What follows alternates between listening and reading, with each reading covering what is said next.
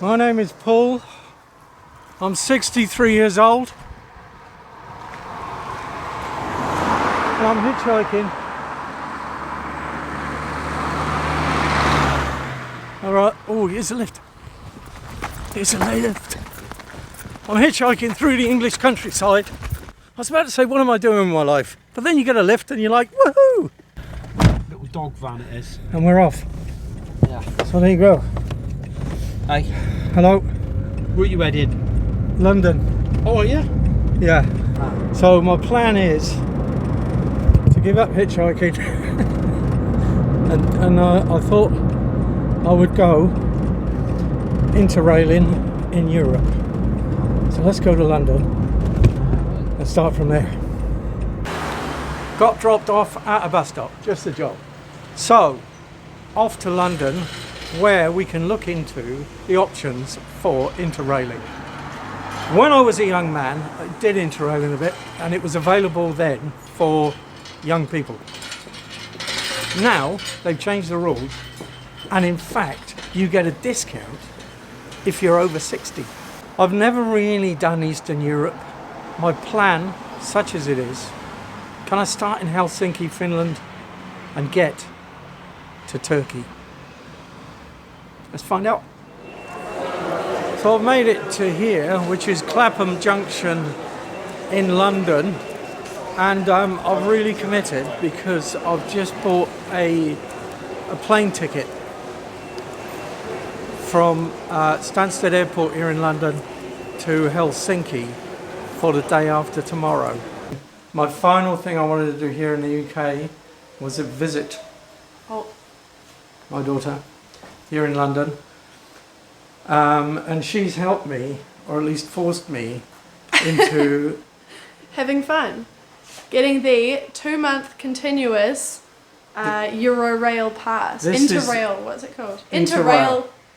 Eurail. That is the pass we've chosen. There's quite a lot of selection. Heaps of options. You can go on the thing. You can do like an amount of days within an amount of time, or you can do continuous every day you can travel.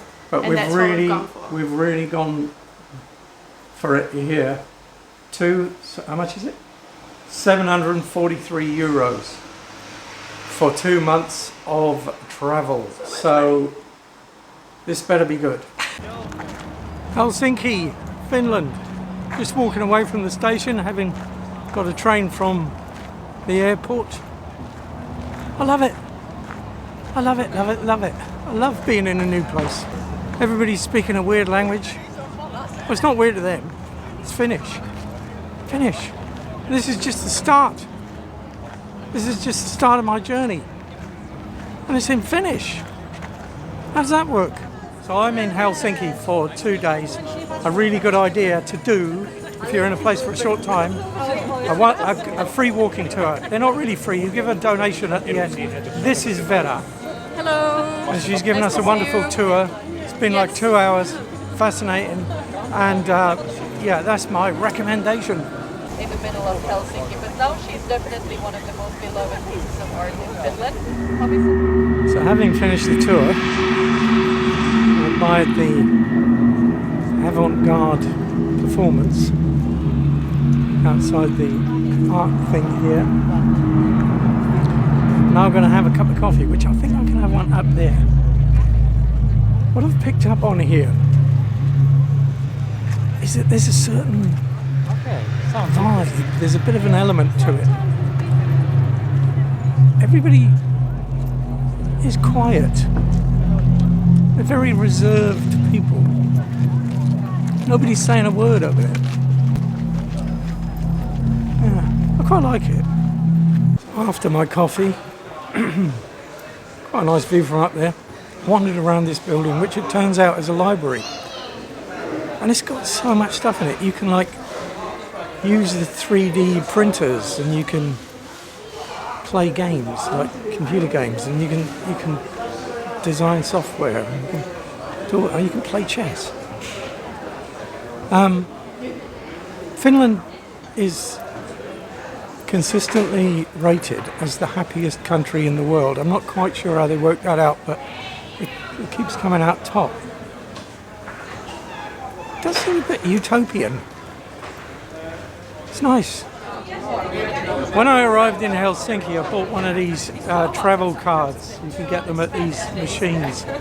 And it entitles you to the train from the airport and the metro and the trams, which I've been using. And also, you can get on a boat out to an island, which I think is that island just off the coast over there. So we're going to have a little trip out there today. So after a short ferry trip there, you can see the mainland over there, the city of Helsinki. So this is the island of Suomenlinna. Saying it wrong, probably. Nice place to go for a stroll, which seems to be the thing to do here. It's no traffic, there's no cars here.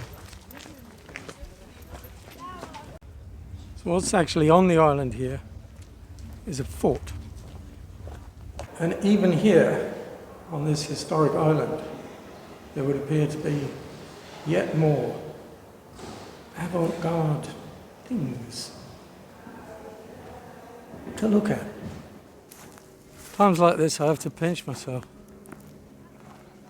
Perfect summer evening, an exotic location, somewhere I've never been before.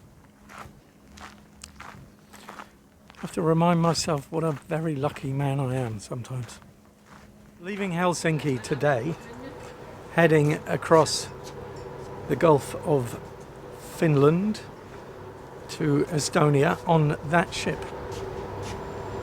2-hour journey, I believe. What did I think of Helsinki? A mix of old and new, and ancient and modern.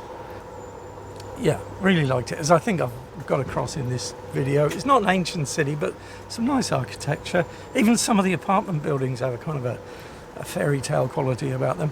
Anyway, Tallinn, here we come.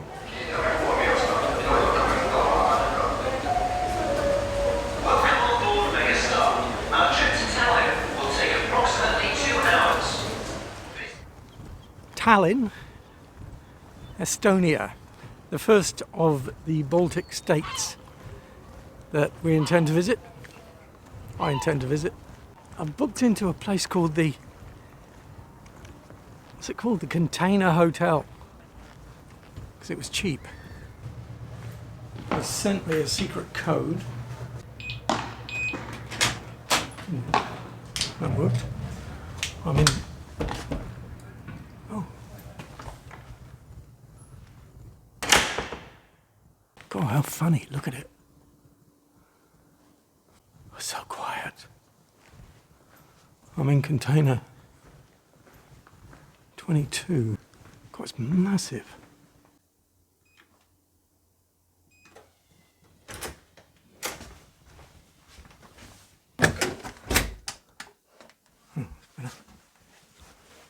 Okay. Right. Wait a minute, here's the instructions. This container is bigger than it seems. It fits 48,000 bananas. I'm home. I went out this morning and I bought a map. Oh, it's fallen over. Yeah. Could you help me? Now, with my assistants here, who I've recruited to hold my map, what I'm going to do, fill in my journey so far.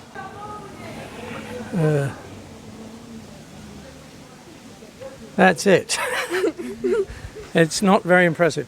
I'll fill it in as I go. You can hardly see that. I might make it darker later. Anyway, thank you for your help. Thank you. Can you speak some words of Estonian language for me? Tere, ma olen Gloria. Ilusat päeva. Head reisi. Head reisi. Amazing language. Yeah. Sounds a little bit like Finnish. Yeah. So Very similar. You can understand Finnish? Little bit. Little bit. Yeah. Okay. Anyway, Some words. thank you for your help. Yeah, welcome. I went out yesterday evening and I had a wander around the old town of Tallinn. What a lovely place. It's 100% authentic. There's no modern buildings at all. It's fairy tale. It's like a Grimm's fairy tale or, Hans Christian Andersen kind of vibe to it. I'm going to do another walking tour now. of which there appears to be a few. Because there's one here. Anyway, I'll have to do a different one.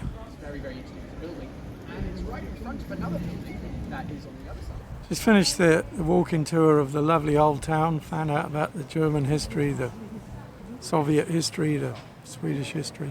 Real interesting stuff. Now it's time to move on. I want to get out of here tomorrow, but I've got a problem in that the trains are useless. Like the train from Tallinn to Riga, you can't get one. You've got to stop at the border and then you've got to wait for the next train down, and I can't even work out how to do it. I spoke to somebody on a tour who came by bus and it took like 4 hours. Well, the train takes all day. So I think my Interrail train tour, which started on a ferry, is going to continue on a bus. I think I'm going to get a bus. It's not so bad because it means I don't have to start my 2-month thing until the next place, which will be Riga. Just climbed up the very impressive spire of St. Olaf's Church here, which they reckon was the tallest building in the world when it was built. I find it hard to believe. It's a bit of a climb though. Down there is the railway station where I thought we'd be making our symbolic start of our overland trip. Unfortunately, we're going to get the bus. Seems a bit wrong, but anyway, never mind. Turkey seems a very long way from here. I'm told that this area here, where I've been staying with a container hotel there, was under the Soviet era. This was a big industrial area. It's not now. It's full of really nice restaurants and bars. I've enjoyed touring around here. There's still evidence of the industrial stuff, like that big chimney there. But the city's obviously rejuvenated itself. But here we are, the Riga Express bus. Well, that wasn't really too bad on the bus. It was good actually. I think I did the right thing there. I'd still be on the train now with hours to go if I'd have taken the train. This is Riga. After a short wander along the back streets of old Riga. Yeah, it's nice. Feels different from Tallinn, more modern. But I could imagine you could spend a couple of pleasant days here. I checked into a private room in this hostel, not a dorm room. That tends to be the way I go nowadays, tends to be the way I do it. It's like a compromise between a hotel and staying in a cheap place in a hostel. You get your own room, get your own bathroom, but there's a communal kitchen.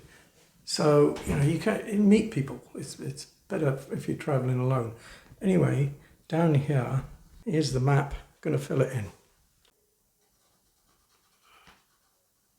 Here it is, Tallinn to Riga. Got up this morning, had breakfast, went to the tourist information place, got a map, and had a bit of a wander around, and I'll carry on doing that today. I'll just be a bit of a tourist around Riga. I'll go and take a few pictures of the old town and put them on the screen right in front of me right now. That's what you're watching. I haven't taken these yet. Feels a bit weird. Anyway, here's some musical accompaniment.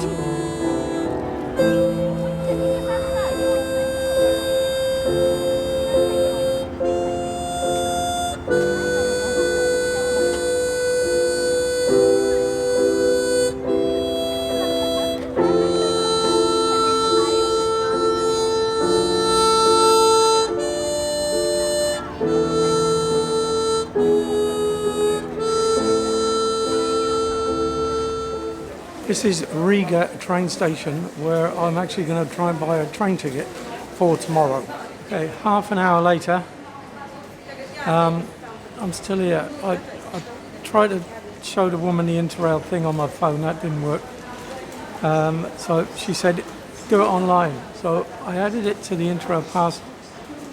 I activated the Interrail pass from tomorrow, added the trip, and it said you need a reservation. Tried to do that on the app, that didn't work. Tried to do it on the website of the train line, but it's in Lithuanian. Okay, I worked it out. There's a way of translating the train website into English. It's hidden in the menu. Then you've got to tell it that you've got an Interrail pass. That's hidden as well. And then you can reserve your ticket, which I've done. Hooray. We're up and running.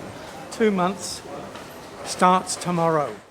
Right, well, I've been wandering around all day, taking pictures. Been a very enjoyable day. I've spent no money. Haven't had it to myself, that's for sure. There's plenty of walking tours going around, tour groups and whatnot, but you've got to expect that. Walking on these cobblestones, they're really big and sort of bulbous. You know, they're a bit like hard work. But anyway, let's not complain, because it has been, as I suspected, a really lovely city for wandering around. This is it, the start of our epic train journey.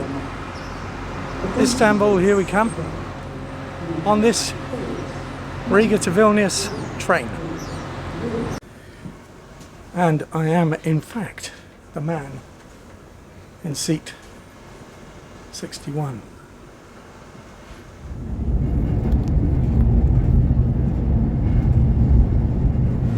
Right, welcome to Vilnius. That was dead easy. Really nice trip.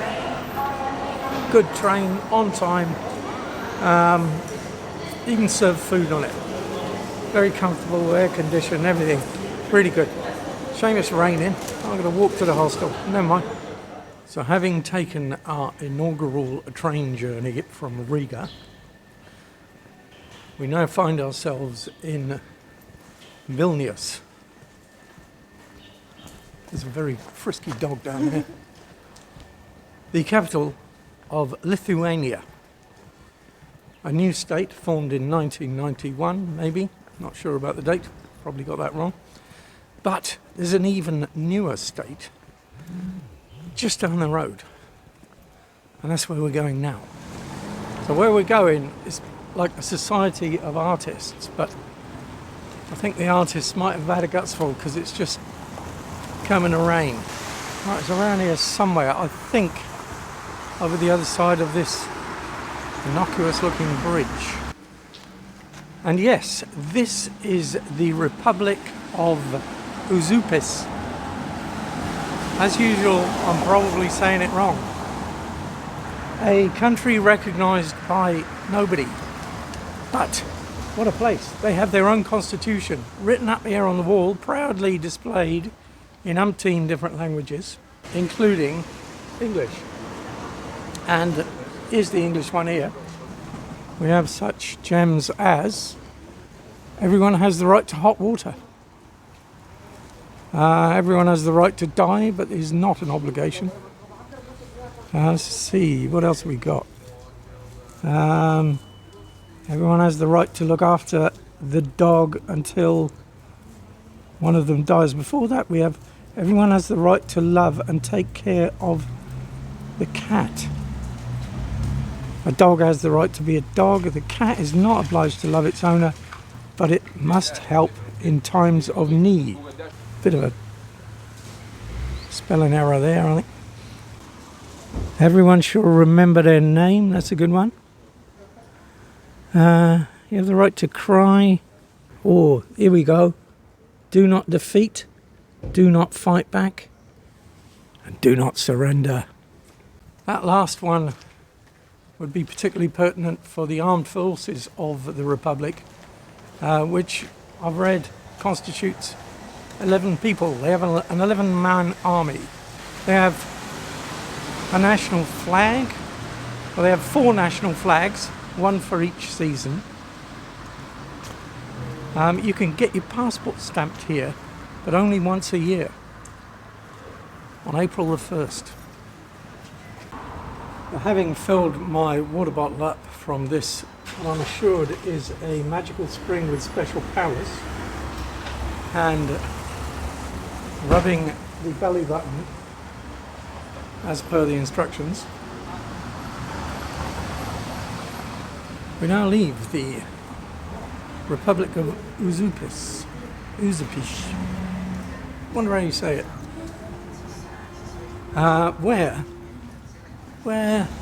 Where politics meets art, and art wins by the look of it.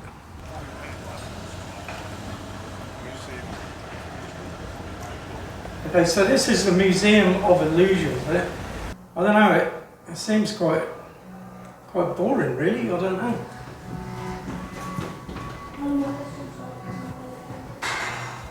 Actually, I've changed my mind.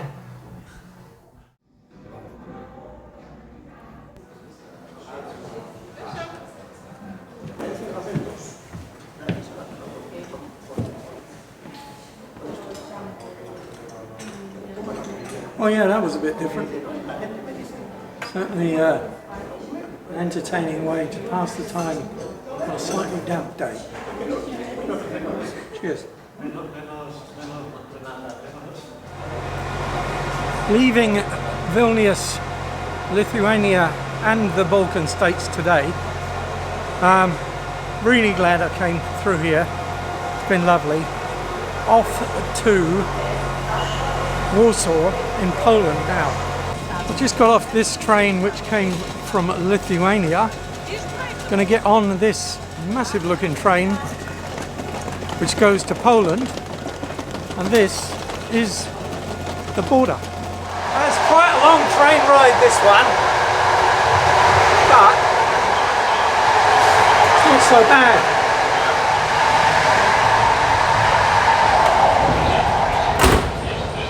Because I've just discovered there's a very nice restaurant cart.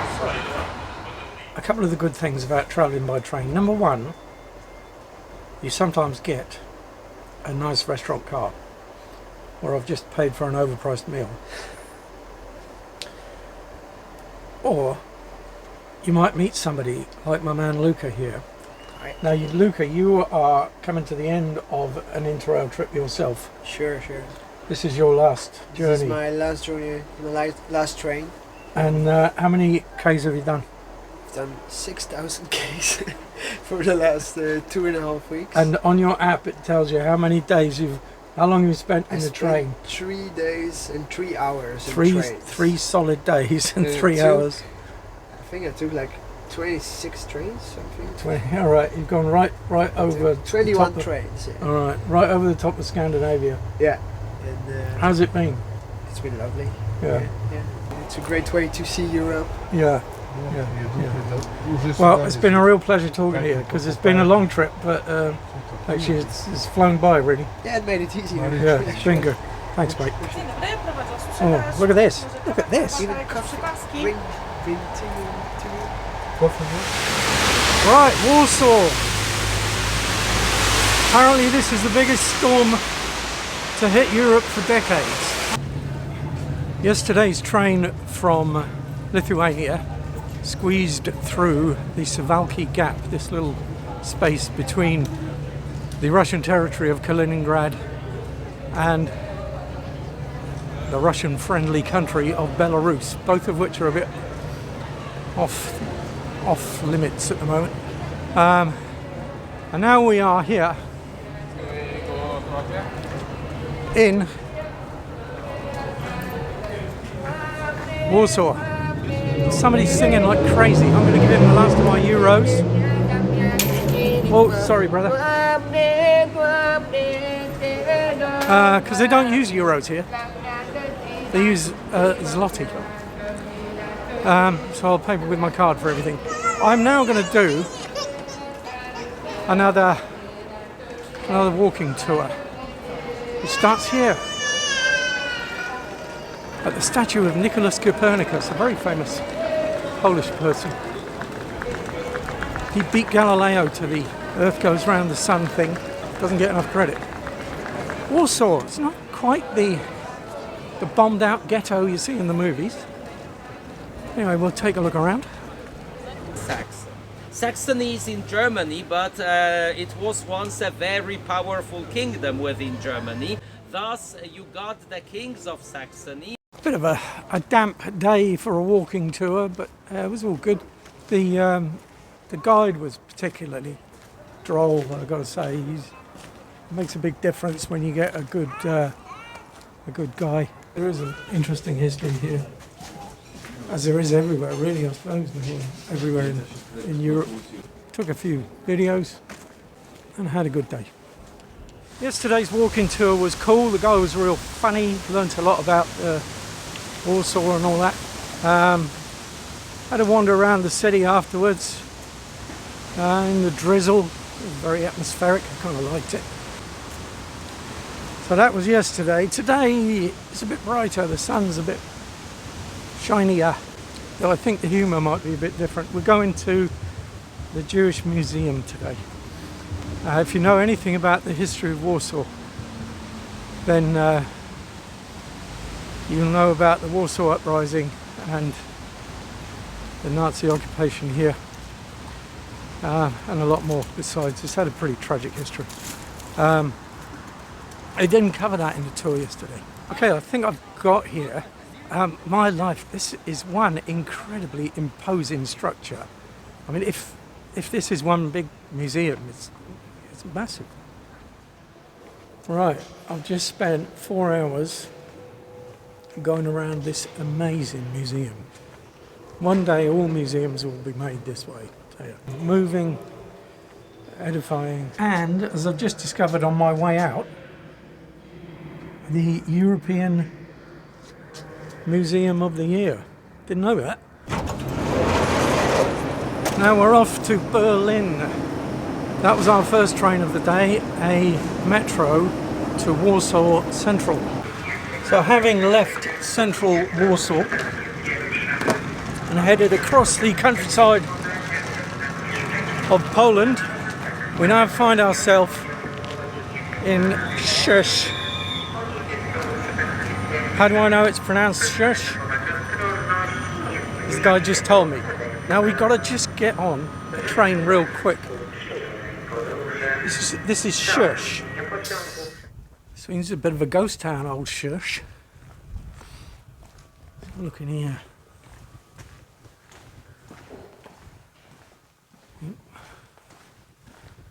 All the same.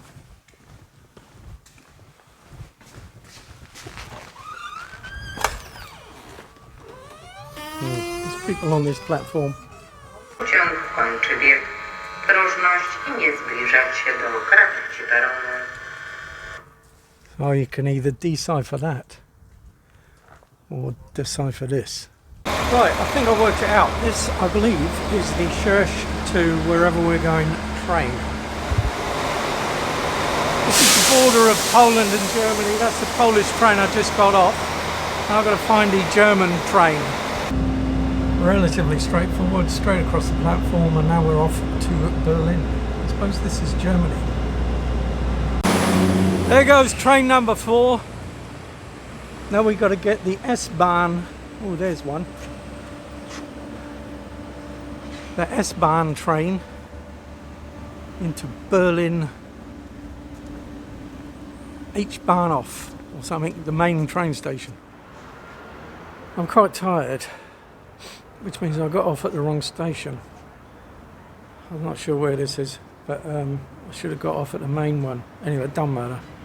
I'll get the underground from here. And one U-Bahn, that is a metro ride later, and I find myself in this very nice Airbnb apartment in Berlin. Glad to get here. It's been a long one today, but it's been all right. This is the Tourist Information Office in Berlin. It's worth coming here just for the model. This is Berlin as it was in 1900, before 2 world wars, before it was flattened in the Second World War. before it was partitioned as part of the communist bloc. Take a look at this. So what can you say about modern day Berlin? Well, it is modern, it's fashionable, cosmopolitan. A lot of the history has been rebuilt. This building behind me is about 5 years old, this palace. It's a big city, very beautiful, in parts at least, and kind of tasteless in other bits if you ask me. The thing about Berlin though is that you cannot ignore what happened between when they built this and when they built this, between the Berlin of the model and the modern day Berlin. In my opinion, this is probably the most influential city of the 20th century. Not in a good way. Anyway, as a history guy myself, likes a bit of history, I'll go and take a look around. One reminder of history that is difficult to find here is the Berlin Wall. They keep this bit to remind us just how bonkers the world once was, and let's hope it doesn't go that way again. We'll tear down the walls, shall we? And here in Berlin, I'm lucky enough to meet up with my man Jochen. Hello. Who's giving me a tour. We're starting in Kreuzberg at the eponymous Kreuzberg Mountain. Proud and happy to have a guest and friend from New Zealand. This where we are now is the best view that I've seen in the city. Oh, there's more to come. Siegessäule. Oh, there's more to come. We'll do that later on. Okay. There are better views than this one. But. Behind me, Berlin Tempelhof, the famous airport where the air bridge that kept West Berlin alive came into. Behind me here is Jochen, and behind him, I'm lucky enough to be here in September when there's this fantastic Das Festival der Riesendrachen, the festival of giant kites. Easy for him to say. Look at that, wonderful. So Jochen, where are we now? We are on Admiralsbrücke, Admiral's Bridge, which is one of the popular hotspots of Kreuzberg, on Landwehrkanal, which is what the canal is called. So this market, Jochen, what Maybachufer. Right. Maybachufer is sort of very long established, well-known Turkish street market. The Maybachufer market, that's where we are. Over the other side of the Spree here, the Reichstag. I can't say it. Okay, Reichstag. No, I can't. Come on, Jochen. On the other side of the Spree, there is the Reichstag, the German parliament. That's the way to say it. So if you want history, there's a bit here. Now, according to my man Jochen, who knows everything, Pariser Platz. Pariser Platz, Paris Square. Paris Square. Platz. And prior to unification, this was part of no man's land. It was nothing. It was flattened. And they rebuilt it, including this hotel. What's this hotel called? Adlon. Adlon Hotel, famous for Michael Jackson dangling one of his offspring or one of his children out the window. The whole square. The only thing that's original is this. Gate. The Brandenburg Gate. It became a symbol of East and West. East Berlin and West Berlin. This that I'm walking through, I feel like I'm getting swallowed up by it. It's a Holocaust memorial. It's right in the center of Berlin. It's really weird. It looks like that Pink Floyd video, The Wall.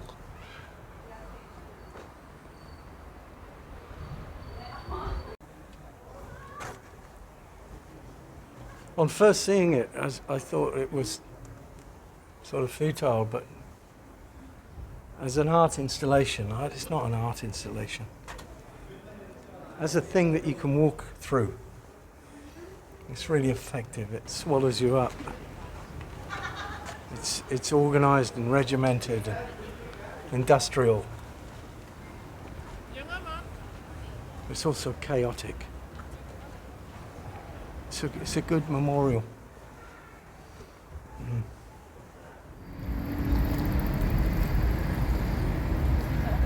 Right, now we've climbed 500,000 steps to, oh, it was the least, to where we are now for a spectacular view of Berlin. Where are we now?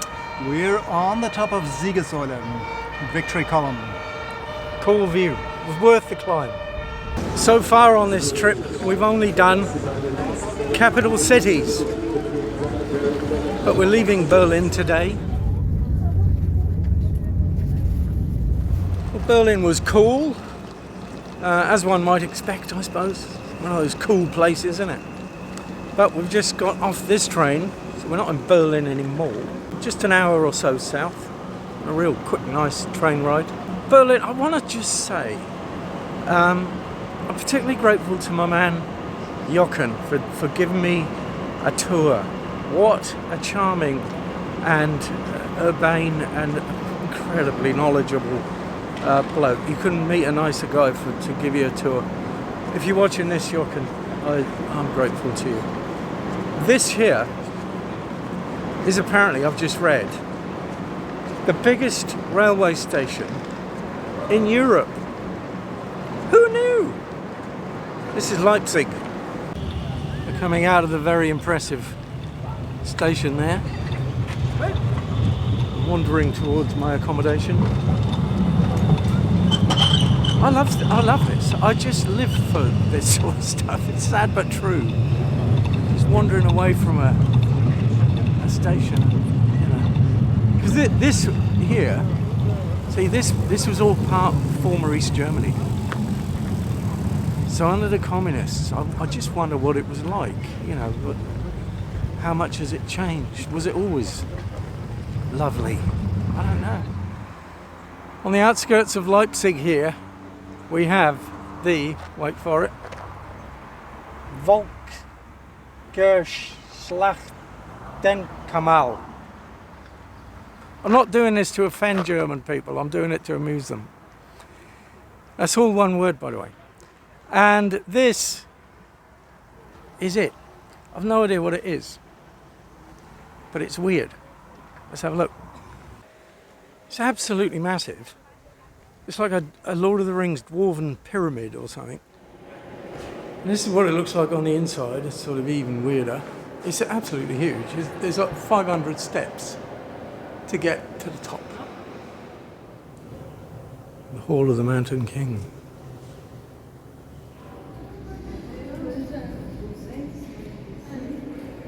This is what it looks like from the top. Covered in flies up here. Why do they fly all the way up here just to land on me? How strange.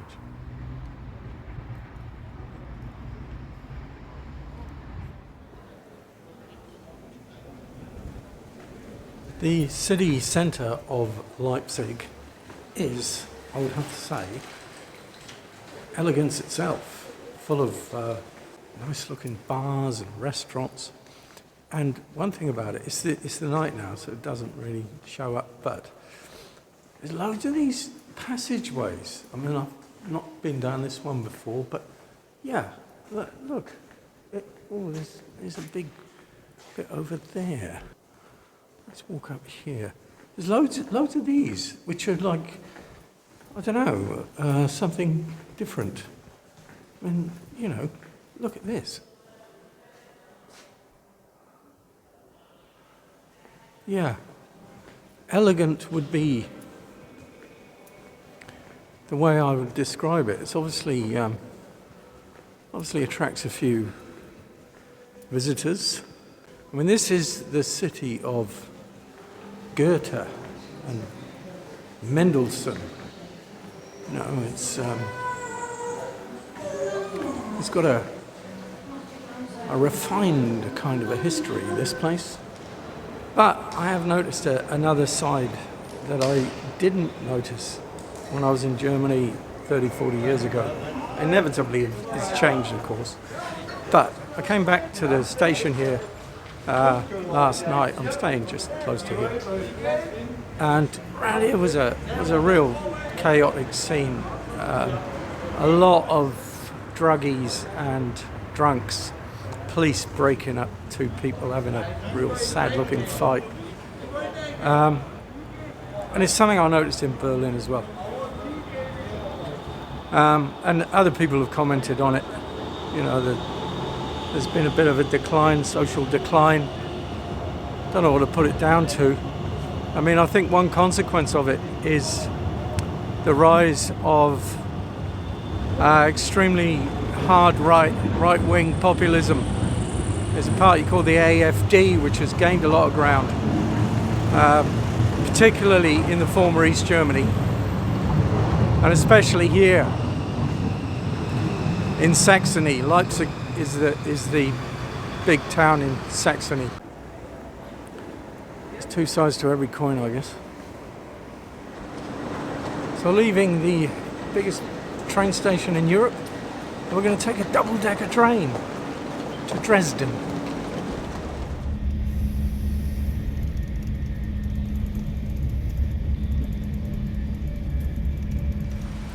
Welcome to drab Dresden. I'm sure it'll clear up. I'll wander off to my Airbnb now.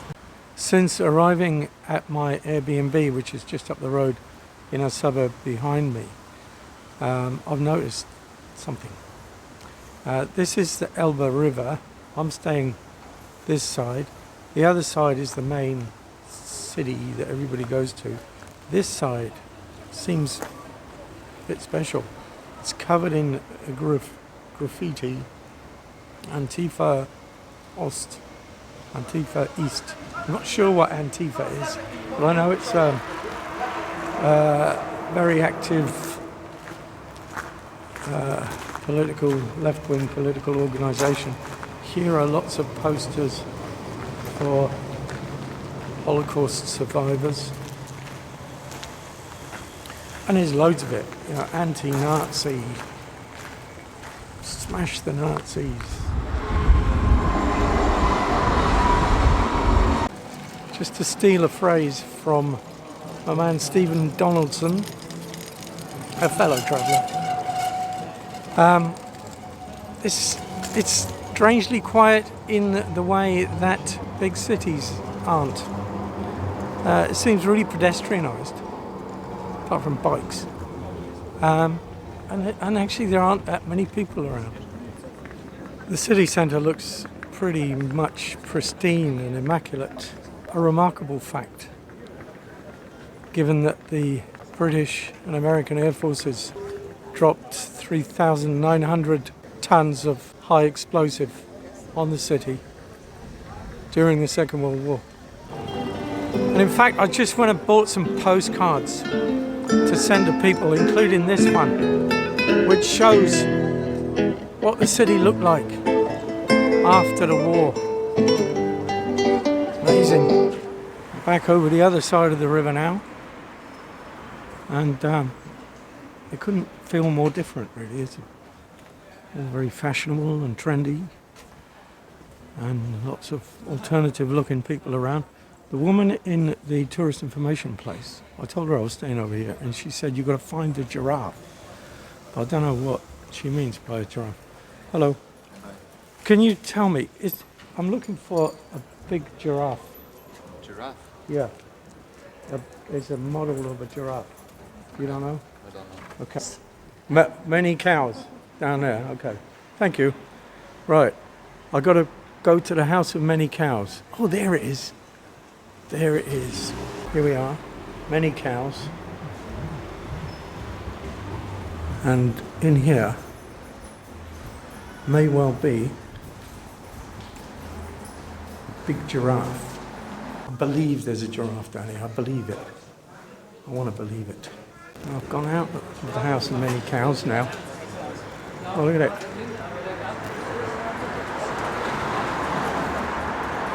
Back out the other side. Let's go back in again. A große Giraffe. No? No giraffe. Oh, okay, okay. I'm sorry. Oh, well, never mind. Dankeschön. I'm starting to give up on the giraffe. The whole giraffe thing. Oh, my God, I thought that was a giraffe then. No, it's not. I'll back out the other side again now.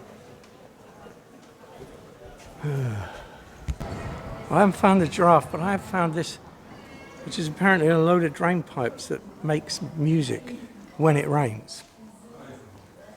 Every home should have one. There's a whole little extra bit here.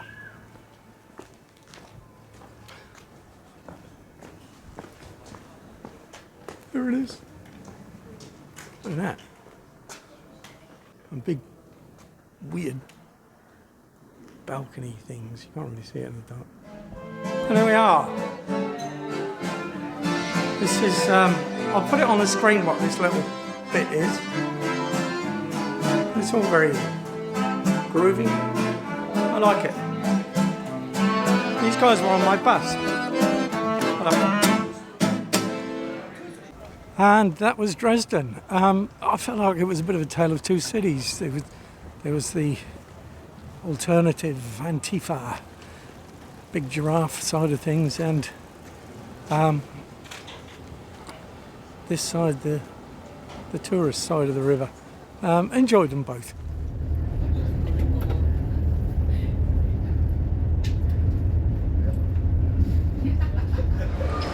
Well, that was a pleasant trip. There's something about these compartment trains that enable people to chat and you meet people a lot easier. Also, the scenery from this one was the best I've seen so far.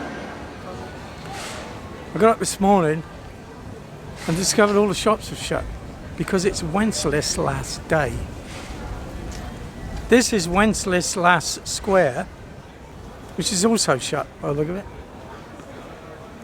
Don't know much about Wenceslas, but I'm prepared to believe he was a good king. This is Prague, Czechia. It would appear that the city is divided into kind of two halves, each side of the river. Just done a walking tour of this side. I've done a few of these walking tours now. I mean, this would appear to me to be the most crowded one, with regard to like other tourists, and the streets are really packed here. It's a famous clock here, an astronomical clock. I don't think I'm the first person to see it. This is what it looks like.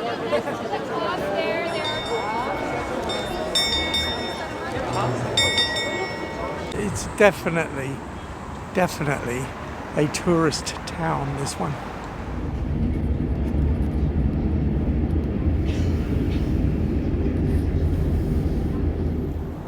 Taken a tram over to the left bank of the Elbe River today. There seems to be quite a lot to see over this side, so let's go for a wander.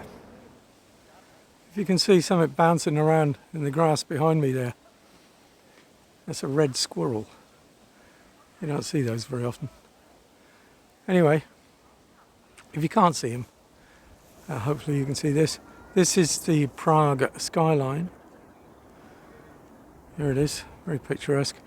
I've developed a theory on Prague, which is that people visit it because people visit it. What I mean by that is there are certain places that everybody wants to go. You know, Venice, Paris, Barcelona, everybody goes there because everybody goes there.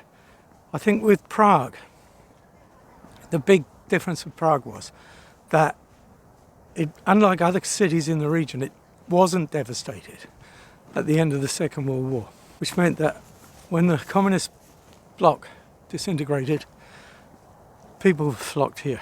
It looked great. The thing is now, though, other places have been rebuilt. I mean, Dresden would be the most obvious example. There's nothing wrong with Prague. It's really nice. But it is packed with tourists. I wouldn't say don't come here. I would just say don't prioritise it. over other places. A really nice walk through this big park here, really, as you can walk up to this monastery here, and over here is apparently the biggest castle system in the world. I don't know if I believe it. I went in some really big ones in India. Anyway, we'll have a look. This is the castle. It's free to get in, though you do have to get a ticket for this magnificent looking cathedral here. But there's a massive queue and I can't be bothered, so I'm not going to do that. I don't even reckon it's a castle. It's a very impressive sort of palace. But castles are the sort of buildings that withstand cannonballs. I don't reckon this is a castle. So they're claiming the world record under false pretexts, I reckon. Heading back across the river now, across the famous Charles Bridge, along with the famous throngs of tourists.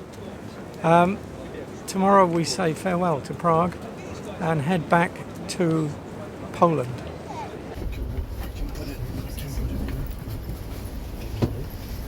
This is the border between Czech Republic and Poland. This train stopped here for a while. The train goes on to Krakow, but we're going to make a stop along the way. So there goes the train.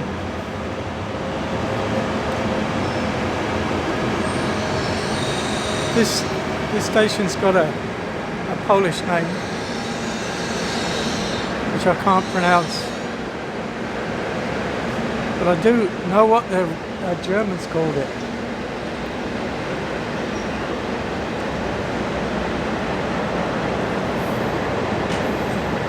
They called it Auschwitz.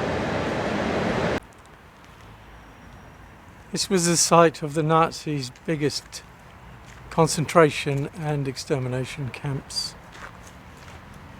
More than 1 million people were brought here in cattle trucks, and they never left again. Murder on an industrial scale. I'm going to do a tour of the sites later today. I won't be doing lots of videos and selfies in there. It's inappropriate and I'm quite unqualified to talk about such a subject.